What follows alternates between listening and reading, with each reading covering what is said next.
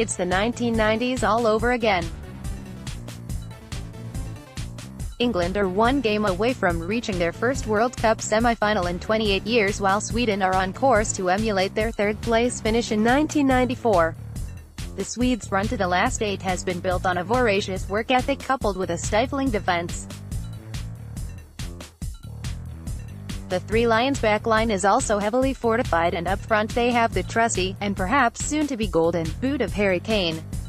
Below we pick out the 3 biggest talking points ahead of the quarter-final in Samara on Saturday.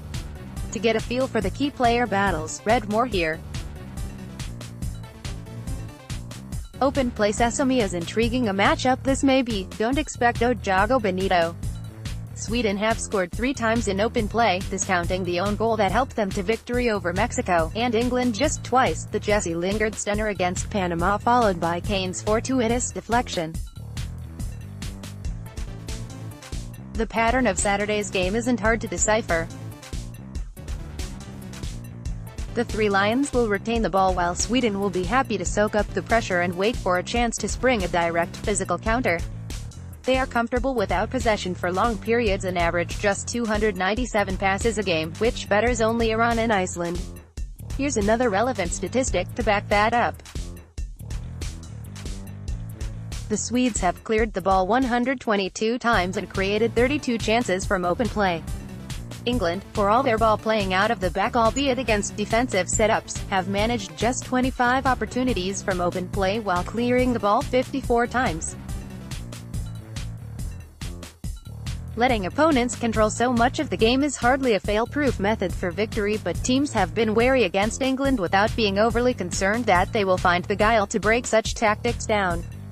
If Gareth Southgate's side managed to draw first blood, Germany, the only team to have scored against Sweden, had to come from behind. It'll be interesting to see whether Jana Andersson sticks doggedly to his ways. Don't drop Delhi. In hindsight, it was a mightily wise decision of Southgate's to rest the majority of his first-choice 11 for the dead rubber against Belgium, and as such the 120 minutes plus of drama against Colombia will not have been quite so sapping on the legs.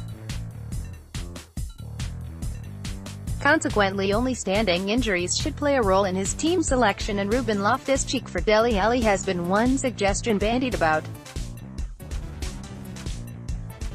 Al suffered a minor thigh injury in the opener, but in a thick and fast knockout tournament any issue is bound to knock a player off their stride, even though he was kept out of the remaining 2 group games. The Tottenham attacker's performances have also been called into question, but the criticism is largely unfair. He was excellent defensively down the left flank and contributed more against a stodgy Colombia than he was given credit for, with one incisive pass into Jesse Lingard, who should have done better to pick out Kane, a highlight. His goal-scoring record, just 2 in 27 for England, has not done him justice, but with Southgate crying out for other goal-scorers alongside Kane, it'd be foolish to sideline a player who so often has the knack for his club. Swedes put it bluntly after the round of 16 defeat. Switzerland coach Vladimir Petkovic talked about Sweden's powers of negation as if his team had fallen under a soporific trance. There was something missing in that match from us, but in all the games Sweden have been involved in, their opponents have had a difficult time developing the emotions and momentum you need, he lamented. Indeed, Switzerland seemed not only bereft of ideas but energy. Sloppy passes, ponderous build-up play and a general sense of ennui pervaded the Swiss in what was a golden chance to reach a World Cup quarter-final. The Swedish are no magicians, that's clear to see, yet against superior opposition, which Petkovic claimed his side should have been, their record stands tall.